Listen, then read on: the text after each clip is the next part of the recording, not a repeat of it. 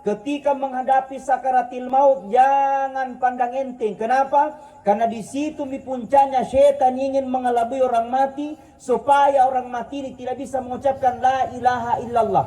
Maka ajak kerang, te kerangi, punaretau ni pamadang ni te balona sembayanna, doena pasedekana, pulang balik ke tanah suci. Tapi ketika menghadapi sakarat justru tidak bisa mengucapkan la ilaha illallah. Justru ang kuwagi la nama lamatanna.